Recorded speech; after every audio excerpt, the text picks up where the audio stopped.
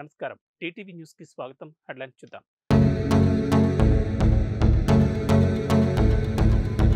సంక్రాంతి తర్వాత నుంచి హైదరాబాద్‌లో 2 గంటల విద్యుత్ కోతలు.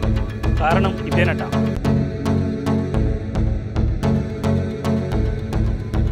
దావోస్‌లో బిజీగా సీఎం రేవంత్ రెడ్డి.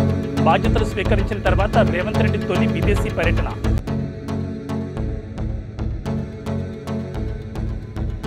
చంద్రబాబు క్వాష్ పిటిషన్పై నేడు తీర్పు వెలువరించనున్న సుప్రీంకోర్టు.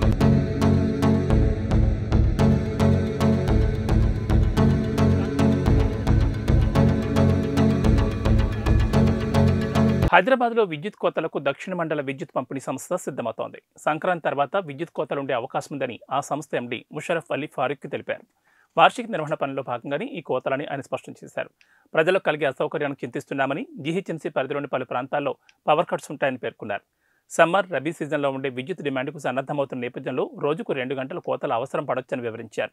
సంక్రాంతి తర్వాత కోతలుంటాయని స్పష్టం చేశారు. అయితే నిర్వహణ పనులు జరిగే ప్రాంతాల్లో మాత్రమే పవర్ కట్స్ ఉంటాయని ఎక్స్ వినియోగదారుల ప్రశ్నలకు బదిలిస్తూ పేర్కొన్నారు. మెయింటెనెన్స్ పనుల్లో భాగంగా విద్యుత్ తీగలపైకి పెరిగిన చెట్ల కొమ్మలు తొలగించడం, విద్యుత్ లైన్లను సరిచూసుకోవడం, అవసరమైతే కొత్త బాటను వేయడం వంటివి ఉంటాయని ముషరఫ్ తెలిపారు.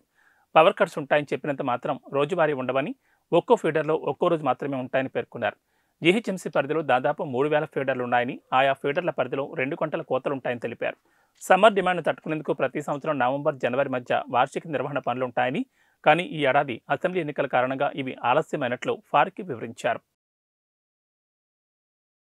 తెలంగాణ ముఖ్యమంత్రిగా బాధ్యతలు స్వీకరించిన తర్వాత రేవంత్ రెడ్డి తొలి విదేశీ పర్యటనలో ఉన్నారు. రాష్ట్రానికి పెద్ద మొత్తంలో పెట్టుబడులను ఆకర్షించడమే లక్ష్యంగా స్విట్జర్లాండ్లోని దావోస్ వేదికగా జరుగుతున్న వరల్డ్ ఎకనామిక్ ఫోరం సదస్సుకు హాజరయ్యారు. సోమవారమే దావోస్కు చేరుకున్న ఆయన బిజీగా గడుపుతున్నారు.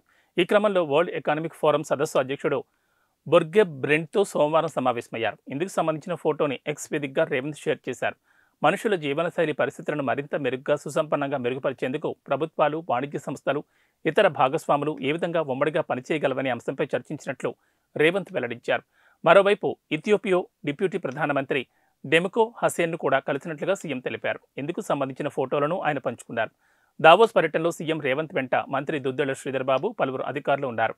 ఆదివారం రాత్రి 7 గంటల సమయంలో రేవంత్ రెడ్డి జ్యూరిచ్ ఎయిర్పోర్ట్ చేరుకున్నారు. జ్యూరిచ్ నుంచి రోడ్డు మార్గంలో దావోస్కు చేరారు. ఇదిలా ఉంచితే CM Revanth Reddy suit boot ధరించి ఆకర్షించారు. స్కిల్ డెవలప్మెంట్ కేసు అక్రమమని, దీన్ని కొట్టివేయాలంటూ ఏపీ మాజీ సీఎం, టీడీపీ అధినేత నారా చంద్రబాబు నాయుడు సుప్రీంకోర్టులో దాఖలు చేసిన క్వాష్ పిటిషన్పై ఇవాళ తీర్పు వెలువడనుంది.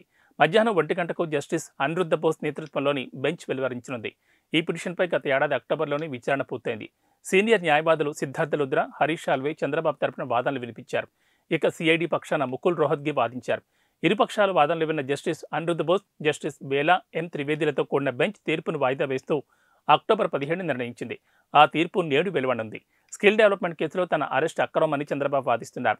అవినీతి నిరోధక చట్టంలోని సెక్షన్ 17A కింద గవర్నర్ నుంచి ముందస్తు అనుమతి తీసుకోకుండానే ఏపీసీఐడి తనపై కేసు నమోదు చేసి అక్రమంగా అరెస్ట్ చేసిందని, కాబట్టి ఈ కేసును కొట్టివేయాలంటూ సుప్రీంకోర్టులో చంద్రబాబు స్పెషల్ లీవ్ పిటిషన్ దాఖలు చేశారు. గత ఏడాది సెప్టెంబర్ 22న ఏపీ హైకోర్టు తన క్వాష్ పిటిషన్ కొట్టివేయడంతో ఆయన సుప్రీంకోర్టులో స్పెషల్ లీవ్ పిటిషన్ దాఖలు చేశారు. ఇదిలా ఉంచితే ఈ నెల 17, 19 తేదీల్లో చంద్రబాబుకు సంబంధించిన 2 కీలక కేసులపై విచారణ జరగనుంది. ఫైబర్ నెట్ కేసులో చంద్రబాబు దాఖలు చేసిన ముందస్తు బెయిల్ పిటిషన్, స్కిల్ డెవలప్మెంట్ కేసులో చంద్రబాబుకు హైకోర్టు బెయిల్ ఇవ్వడాన్ని ఏపీ ప్రభుత్వం సవాలు చేసిన పిటిషన్లపై విచారణ జరగనుంది. మెగాస్టార్ చిరంజీవి మనమరాలు, mega power star Ram Charan కూతురు క్లింకారాపై రూపొందించిన పాట యూట్యూబ్లో వైరల్గా మారింది. సంక్రాంతి పండుగ సందర్భంగా రామ్ చరణ్ భార్య ఉపాసన చేతుల మీదుగా ఈ పాట యూట్యూబ్లో విడుదలైంది. చిరు కుటుంబంపై అభిమానంతో రచయిత, నిర్మాత, దర్శకుడు బెల్లంకొండ శ్రీధర్ దీన్ని నిర్మించారు. కిలకిల నవ్వింది క్లింకారా అంటూ సాగే ఈ పాట ఉపాసనకు, మెగా ఫ్యామిలీ అభిమానులకు నచ్చడం తమ అదృష్టమని శ్రీధర్ తెలిపారు. యూట్యూబ్లో పాట విడుదల సందర్భంగా ఆయన ఈ మేరకు సోమవారం ఓ ప్రెస్ నోట్ విడుదల చేశారు. క్లింకారా రాక మెగాస్టార్ ఇంటిని సంతోషాల పొదరిల్లుగా మార్చిందని, అభిమానులకు కనుల పండుగలా చేసిందని నిర్మాత శ్రీధర్ చెప్పారు. మెగాస్టార్ ఇంట ఆనందాలు నింపిన క్లింకారాపై తాము రూపొందించిన పాట ఉపాసన కొణిదెలకు నచ్చడం తమ అదృష్టమని పేర్కొన్నారు. సంక్రాంతి పండుగ సందర్భంగా ఈ పాటను ఉపాసన యూట్యూబ్లో విడుదల చేశారని వివరించారు. ఈ పాటకు మహావీర్ ఎల్లెందర్ సంగీతం అందించగా ధనుంజయ్ పాడారు. అనిల్ తోట, వీరబాబు కొమ్మూరి సహకారం అందించారని నిర్మాత శ్రీధర్ తెలిపారు. క్లింకారాపై రూపొందించిన ఈ పాటను అందరికీ చేరువయ్యేందుకు అన్ని విధాలా సహకరించి అండగా నిలిచిన రవణం స్వామినాయుడుకు బెల్లంకొండ శ్రీధర్ ఈ సందర్భంగా ధన్యవాదాలు తెలిపారు. వరంగల్ జిల్లా సూరిపల్లి గ్రామంలో వింత ఆకారంలో గొర్రెపిల్ల జన్మించింది. 8 కాళ్లతో గొర్రెపిల్ల పుట్టింది. దాన్ని చూసేందుకు సమీప గ్రామాల ప్రజలు పెద్ద ఎత్తున రైతు ఇంటికి తరలివస్తున్నారు. మనిషికి 2 కాళ్లు, 2 చేతులు, ముక్కు, నోరు, కళ్ళు వంటి అవయవాలు సాధారణంగా ఉంటాయి. అదే జంతువులకైతే 4 కాళ్లతో పాటు మనుషుల్లో లాగే ముక్కు, నోరు ఉంటాయి. అయితే అందులో ఏది ఎక్కువైనా తక్కువైనా అది వింతగానే చెప్పుకుంటాం. ఇప్పటికే అలాంటి వింత జంతువులు జన్మించిన ఘటనలు అనేకం చోటు చేసుకున్నాయి. తాజాగా వరంగల్ జిల్లాలో సంక్రాంతి పర్వదినం రోజే ఓ వింత గొర్రె పిల్ల జన్మించింది. వరంగల్ జిల్లా నెక్కొండ మండలం సూరిపల్లి గ్రామంలో ఈ వింత ఘటన చోటు చేసుకుంది. వివరాల్లోకి వెళ్తే గ్రామానికి చెందిన రైతు బోళ్ల ఐలయ్య గొర్రెల మందలో ఓ గొర్రె ఈనింది. అయితే పుట్టిన గొర్రెపిల్ల సాధారణంగా కాకుండా 8 కాళ్లున్నాయి. అయితే వింతగా జన్మించిన ఆ గొర్రెపిల్లను చూసేందుకు స్థానికులతో పాటు సమీప గ్రామాల ప్రజలు ఐలయ్య ఇంటికి బారులు తీరారు. దాన్ని ఆసక్తిగా చూస్తున్నారు. జన్యుపరమైన లోపాలతో అప్పుడప్పుడు ఇలా జంతువులు జన్మిస్తాయని పశువైద్యులు చెబుతుండగా గొర్రెపిల్ల వింతగా జన్మించడం పట్ల రకరకాల వ్యాఖ్యానాలు వినిపిస్తున్నాయి. బ్రహ్మంగారి కాలజ్ఞానం నిజమవుతోందని, అందుకే సంక్రాంతి పర్వదినం రోజునే ఇటువంటి వింతలు చోటు చేసుకుంటున్నాయని చెప్తున్నారు. ఇది కలికాలమని, కలియుగంలో ఇలాంటి వింతలే జరుగుతాయని అంటున్నారు. వేప చెట్టుకు పాలు కారడం, నీటితో దీపాలు వెలిగించడం వంటి ఘటనలను ప్రజలు గుర్తు చేసుకుంటున్నారు. సంక్రాంతి పండుగ సందర్భంగా విద్యా సంస్థలకు సెలవులు ప్రకటించడంతో ప్రజలు భారీ సంఖ్యలో సొంతూళ్లకు వెళ్లిపోయారు. చాలా మంది ఆర్టీసీ బస్సులను ఆశ్రయించడంతో రికార్డు స్థాయిలో ఆదాయం వచ్చింది. ఈ నెల 13న ఒక్కరోజే 12 కోట్ల ఆదాయం వచ్చినట్లు ఆర్టీసీ అధికారులు వెల్లడించారు. సంక్రాంతి పండుగ సందర్భంగా విద్యా సంస్థలకు ప్రభుత్వం సెలవులు ప్రకటించింది. దీంతో ఉపాధి కోసం వివిధ ప్రాంతాల్లో స్థిరపడిన వారు పండగ కోసం సొంతూళ్లకు పయనమయ్యారు. మహిళలకు ఫ్రీ బస్ జర్నీ సౌకర్యం కల్పించడంతో చాలా మంది ఈసారి ఆర్టీసీ బస్సుల్లోనే ప్రయాణాలు సాగించారు. ఈ నెల 13వ తేదీన 52.78 లక్షల మంది ఆర్టీసీ బస్సుల్లో ప్రయాణించారు. దీంతో ఆర్టీసీకి ఆ ఒక్కరోజే రికార్డు స్థాయిలో 12 కోట్ల ఆదాయం వచ్చినట్లు అధికారులు వెల్లడించారు. మహిళలకు ఫ్రీ బస్ జర్నీ కోసం జారీ చేసే జీరో టికెట్లు 9 కోట్లు దాటినట్లు పేర్కొన్నారు. ఈ నెల 11న 28 లక్షల మంది, 12న 28 లక్షల మంది, 13న 31 లక్షల మంది మహిళలు ఫ్రీ బస్ జర్నీ సౌకర్యాన్ని వినియోగించుకున్నట్లు వెల్లడించారు. పండుగ సమయంలో ప్రయాణించే మహిళల సంఖ్య భారీగా పెరిగే అవకాశం ఉంటుందని ముందే ఊహించిన ఆర్టీసీ అందుకు తగ్గట్లు ప్రణాళికలు సిద్ధం చేసింది. ముందుగా 4,484 ప్రత్యేక బస్సులను ఏర్పాటు చేయాలని భావించింది. అయితే ప్రయాణికుల రద్దీ ఎక్కువగా ఉండడంతో ఈ నెల 11, 12, 13 తేదీల్లోనే 4,400 ప్రత్యేక బస్సులు నడిపినట్లు అధికారులు వెల్లడించారు. ఇప్పటి వరకు మొత్తంగా 6,261 ప్రత్యేక బస్సులు నడిపినట్లు వివరించారు. ఎలాంటి అవాంఛనీయ ఘటనలు జరగకుండా ప్రయాణికుల్ని వారి గమ్యస్థానాలకు చేర్చినట్లు తెలిపారు. కాగా సంక్రాంతి పండుగ ముగియడంతో ప్రయాణికులు తిరిగి నగర బాటపడుతున్నారు. ఢిల్లీ లిక్కర్ స్కామ్లో మరోసారి ఎమ్మెల్సీ కల్వకుంట్ల కవితకు ఈడీ నోటీసులు జారీ చేసిన విషయం తెలిసిందే. లిక్కర్ స్కామ్ కేసులో రేపు తమ ముందు విచారణకు హాజరు కావాలని నోటీసుల్లో ఈడీ పేర్కొంది. అయితే ఈడీ నోటీసులపై కవిత కీలక నిర్ణయం తీసుకుంది. రేపు విచారణకు హాజరు కావాలని నోటీసుల్లో పేర్కొనగా తాను హాజరు కాలేనని కవిత ఈడీకి లేఖ రాశారు. తనకు ఈడీ నోటీసులపై ఇప్పటికే కవిత సుప్రీంకోర్టును ఆశ్రయించగా దానిపై పిటిషన్ పెండింగ్లో ఉంది. ఇదే విషయాన్ని కవిత తన లేఖలో ఈడీ అధికారులకు గుర్తు చేశారు. ఈ పిటిషన్ విషయంలో సుప్రీంకోర్టు స్పష్టమైన తీర్పు ఇచ్చే వరకు విచారణకు హాజరు కాకూడదని నిర్ణయించుకున్నట్లు లేఖలో పేర్కొన్నారు. అయితే దేశంలో సంచలనం సృష్టించిన ఈ కేసులో గత ఏడాది మార్చిలో 3 రోజుల పాటు కవితను ఈడీ విచారించిన సంగతి తెలిసిందే. అయితే తాజాగా కవితకు మరోసారి ఈడీ నోటీసులు జారీ చేసింది. అయితే ఈడీ నోటీసులు, విచారణ పద్ధతిపై కవిత గతంలోనే సుప్రీంకోర్టును ఆశ్రయించారు. మహిళలైన తనను విచారణ కోసం ఈడీ ఆఫీసుకు పిలిచి రాత్రి వరకు విచారణ చేయడాన్ని వ్యతిరేకిస్తూ సుప్రీంకోర్టులో కవిత పిటిషన్ వేశారు. ఈడీ కార్యాలయంలో మహిళల విచారణ సీఆర్సీకి విరుద్ధమంటూ కవిత మొదటి నుంచి వాదిస్తున్నారు. నళిని చిదంబరం తరహాలో ఇంటి వద్దే తనను కూడా విచారించాలని డిమాండ్ చేస్తున్నారు. ఈ పిటిషన్ సుప్రీంకోర్టులో ఉన్న సమయంలోనే గత ఏడాది సెప్టెంబర్లో ఈడీ మళ్లీ నోటీసులు పంపడంతో మరోసారి సర్వోన్నత న్యాయస్థానాన్ని ఆశ్రయించారు కవిత. తనకు జారీ చేసిన నోటీసులను రద్దు చేయాలని డిమాండ్ చేశారు. ఈ క్రమంలోనే స్పందించిన సుప్రీంకోర్టు గత ఏడాది నవంబర్ 20 వరకు కవితకు ఎలాంటి నోటీసులు జారీ చేయొద్దని ఈడీకి ఆదేశాలిచ్చింది. ఇక అప్పటి నుంచి మళ్లీ కవిత కేసు విచారణకు రాకపోవడంతో ఈడీ మరోసారి నోటీసులు జారీ చేసింది. అయితే త్వరలో లోక్సభ ఎన్నికలు వస్తున్న క్రమంలో కవితకు నోటీసులు జారీ చేయడం చర్చనీయాంశంగా మారింది. ఆంధ్రప్రదేశ్లోని ఉమ్మడి అనంతపురం జిల్లాలో ప్రధాని మోడీ నేడు అధికారికంగా పర్యటించనున్నారు. ప్రత్యేక విమానం ద్వారా బెంగళూరు చేరుకునే మోడీ అక్కడి నుంచి హెలికాప్టర్లో లేపాక్షికి చేరుకుంటారు. ఈ సందర్భంగా ఏపీ పర్యటన షెడ్యూల్ను ప్రధాని మోడీ సోషల్ మీడియా ద్వారా వెల్లడించారు. ఏపీ పర్యటన ముగిసిన తర్వాత తాను కేరళ వెళ్తానని ఆయన తెలిపారు. ప్రధాని నరేంద్ర మోడీ మరి కాసేపట్లో ఏపీ పర్యటనకు రానున్నారు. మధ్యాహ్నం ప్రత్యేక విమానంలో బెంగళూరు చేరుకునే మోడీ అక్కడి నుంచి హెలికాప్టర్లో లేపాక్షికి చేరుకుంటారు. లేపాక్షి ఆలయాన్ని సందర్శించడంతో పాటు అక్కడి శిల్పకళా సంపదను మోడీ తిలకించనున్నారు. అనంతరం national academy of customs, indirect tax and నార్కోటిక్స్ను ప్రారంభించనున్నారు. రాష్ట్ర విభజన సందర్భంగా నాసిన్ సంస్థను ఉమ్మడి అనంతపురం జిల్లా కేటాయించారు.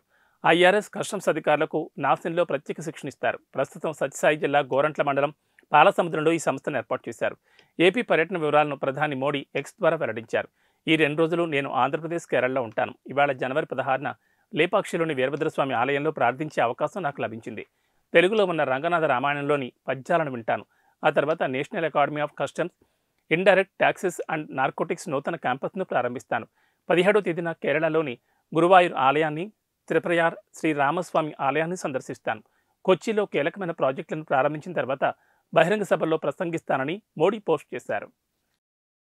ప్రైవేట్ రంగాల నుంచి పెట్టుబడులు తీసుకొచ్చి పర్యాటక రంగాన్ని మరింత అభివృద్ధి చేస్తామని కేంద్ర పర్యాటక శాఖ మంత్రి కిషన్ రెడ్డి తెలిపారు. ఇందుకోసం ప్రత్యేక విధానాన్ని రూపొందించామన్నారు. సోమవారం వికారాబాద్ జిల్లా కోటిపల్లిని సందర్శించిన ఆయన అక్కడ బోటింగ్ చేశారు. అనంతరం మీడియాతో మాట్లాడుతూ అనంతగిరి పర్యాటక కేంద్రానికి 100 కోట్లు కేటాయించనున్నట్లు తెలిపారు. త్వరలోనే అభివృద్ధి పనులు ప్రారంభిస్తామని చెప్పారు. వికారాబాద్ జిల్లా అనంతగిరిని పర్యాటక కేంద్రంగా అభివృద్ధి చేయడం కోసం 100 కోట్లు మంజూరు చేస్తున్నట్లుగా కేంద్ర పర్యాటక శాఖ మంత్రి కిషన్ రెడ్డి ప్రకటించారు. సోమవారం అనంతగిరి అనంత పద్మనాభ స్వామిని దర్శించుకున్న కిషన్ రెడ్డి అనంతరం ధారూర్ మండలం కోటిపల్లి ప్రాజెక్టులో బోటింగ్లో పాల్గొన్నారు. ఆ తర్వాత మీడియాతో మాట్లాడిన కిషన్ రెడ్డి కేంద్ర ప్రభుత్వం నిధులతో హైదరాబాద్కు అత్యంత దగ్గరగా ఉన్న అనంతగిరి అడవుల్లో పర్యాటకంగా అభివృద్ధి చేస్తామన్నారు. పర్యాటక రంగం అభివృద్ధికి భారతదేశంలో ఉన్న సౌకర్యాలు మరే దేశంలోనూ లేవని అన్నారు. ప్రభుత్వ పరంగానే కాకుండా పర్యాటక రంగాన్ని ప్రైవేట్ సెక్టార్ కింద కూడా అభివృద్ధి చేసేందుకు ప్రభుత్వ పాలసీ రూపొందించామని చెప్పారు. మన రాష్ట్రంలో టూరిజం అభివృద్ధి చెందే అవకాశాలు చాలా ఎక్కువగా ఉన్నాయని, తక్కువ పెట్టుబడితో టూరిజంలో ఎక్కువ ఉపాధి అవకాశాలు ఉంటాయన్నారు. రాబోయే రోజుల్లో కేంద్ర రాష్ట్ర ప్రభుత్వాలు కలిసి ప్రైవేట్ పెట్టుబడులను ప్రోత్సహించి మరింత అభివృద్ధి చేస్తామని కిషన్ రెడ్డి తెలిపారు. అనంతగిరి కొండలు వికారాబాద్ జిల్లా అనంతగిరిలో ఉన్నాయి. ఈ కొండల పైనుంచి నీరు ఉస్మాన్ సాగర్, అనంత సాగర్లా ప్రవహిస్తున్నాయి. ఇది తెలంగాణ రాష్ట్రంలోని అతిపెద్ద దట్టమైన అడవి. ఇందులో అనంతగిరి దేవాలయం ఉంది. ఈ కొండలు హైదరాబాద్ నుంచి ప్రవహిస్తున్న మూసీ నది యొక్క జన్మస్థానం. ఇవి వికారాబాద్కు 5 కిలోమీటర్ల దూరంలో ఉంటాయి. ఇది ప్రాచీన ఆవాస ప్రదేశం. ప్రాచీన గుహలు, కొన్ని కోటలు, దేవాలయం ఈ ప్రదేశ ఔన్నత్యాన్ని తెలియజేస్తాయి. అనంత పద్మనాభ స్వామి దేవాలయం అనంతగిరి కొండల్లో హైదరాబాద్ నగరానికి సుమారు 75 కిలోమీటర్ల దూరంలో నిర్మితమైంది. ఇది 400 సంవత్సరాల క్రితం నిజాం నవాబ్జీ నిర్మించబడింది. ఈ దేవాలయంలో ప్రధాన దైవం విష్ణువు అనంత పద్మనాభ స్వామి రూపంలో ఉంటాడు. అందువలన ఈ ప్రాంతానికి అనంతగిరి అని పేరు వచ్చింది. అయోధ్య రామమందిర ప్రాణ ప్రతిష్టకు సంబంధించి ఏర్పాట్లు శరవేగంగా జరుగుతున్నాయి. ఈ ఉత్సవాలకు సంబంధించిన కార్యక్రమాలు ఇప్పటికే ప్రారంభమయ్యాయి. అయితే అయోధ్య ప్రారంభోత్సవం రోజు వేలాది మంది అతిథులు రానున్నారు. ఇక ఆ అతిథులకు 2 బహుమతులను అందించనున్నారు. ఒక దాంట్లో లడ్డు, మరో దాంట్లో ప్రత్యేక బహుమతిని ఇవ్వనున్నారు. అయోధ్య ఉత్సవానికి ఏర్పాట్లు చివరి దశకు చేరుకున్నాయి. నేటి నుంచి ప్రాణప్రతిష్ఠకు సంబంధించిన కార్యక్రమాలు ప్రారంభం కానున్నాయి. ఈ క్రమంలోని అయోధ్య ప్రారంభోత్సవానికి వచ్చే అతిథులకు కల్పించే వసతులు, సౌకర్యాలపై శ్రీరామ జన్మభూమి తీర్థక్షేత్ర ట్రస్ట్ అన్ని రకాల ఏర్పాట్లు చేస్తోంది. ఇక ఈ వారం రోజుల పాటు అయోధ్య నగరం మొత్తం రామనామస్మరణ చేయనుంది. అయోధ్య ప్రాణప్రతిష్ఠ కార్యక్రమంలో ప్రధాని నరేంద్ర మోడీ సహా దేశవ్యాప్తంగా 11,000 మందికి ఆహ్వానాలు పంపించారు. రాజకీయ నాయకులు, సినీ, క్రీడా ప్రముఖులు, సాధువులు, రామమందిరాన్ని నిర్మించిన కూలీల కుటుంబ సభ్యులు హాజరు కానున్నారు. రామ్ మందిర్ ప్రారంభోత్సవానికి వచ్చిన అతిథులకు రిటర్న్ గిఫ్టులు ఇచ్చేందుకు ఆలయ ట్రస్ట్ ఏర్పాట్లు చేస్తోంది. ఇక అయోధ్య రామమందిర ప్రారంభోత్సవానికి ప్రత్యేక అతిథిగా హాజరు కానున్న ప్రధాని నరేంద్ర మోడీకి ప్రత్యేక బహుమతి సమర్పించనున్నారు. 15 మీటర్ల పొడవైన రాముడి చిత్రాన్ని శ్రీరామ జన్మభూమి తీర్థక్షేత్ర ట్రస్ట్ ప్రధాని మోడీకి అందివ్వనుంది. అయోధ్య రాముడిని దర్శనం చేసుకున్న తర్వాత అతిథులకు 2 బహుమతులను అందించనున్నారు. ఒక బాక్స్లో లడ్డూ ప్రసాదం ఉంటుంది. దేశీ నెయ్యితో తయారు చేసిన మోతీచూర్ లడ్డును అతిథులకు ఇవ్వనున్నారు. ఇక రెండో బాక్స్లో అయోధ్య నేలమట్టి, సరయూ నది నీళ్లతో పాటు ఓ మెమోంటోను అందించనున్నారు. అయోధ్య పునాదుల నుంచి తీసిన మట్టిని ఇందులో అతిథులకు పంపిణీ చేయనున్నారు. వీటితో పాటు ఓ ఇత్తడి పళ్ళెం, వెండి నాణ్యం కూడా ఉంటాయి. వాటిపై అయోధ్య రామమందిర చిత్రాన్ని ముద్రించారు. ఈ 2 బాక్సులు పట్టేలా ప్రత్యేకంగా ఒక బ్యాగ్ను కూడా తయారు చేయించారు. అయోధ్య పునాదుల నుంచి తీసిన మట్టిని ఇంట్లో ఉంచుకుంటే అదృష్టమని ఆలయ ట్రస్ట్ సభ్యుడు ఒకరు తెలిపారు. ఈ మట్టిని పూల తోటలో కానీ, కుండీల్లో కానీ వినియోగించుకోవచ్చని చెప్పారు. అయితే ఈ 11,000 మంది అతిథులు జనవరి 22వ తేదీన జరిగే ప్రాణప్రతిష్ఠ కార్యక్రమానికి హాజరు కాలేకపోతే వారు అయోధ్యను సందర్శించినప్పుడు ఈ మట్టిని అందజేస్తామని తెలిపారు. మరోవైపు ప్రారంభోత్సవం రోజున ఆలయ ప్రాంగణంలో 7,500 మంది కూర్చునే విధంగా ఏర్పాట్లు చేసినట్లు అయోధ్య డివిజనల్ కమిషనర్ గౌరవ్ దయుల్ తెలిపారు. ఇవి బులెటిన్ విశేషాలు. నమస్కారం.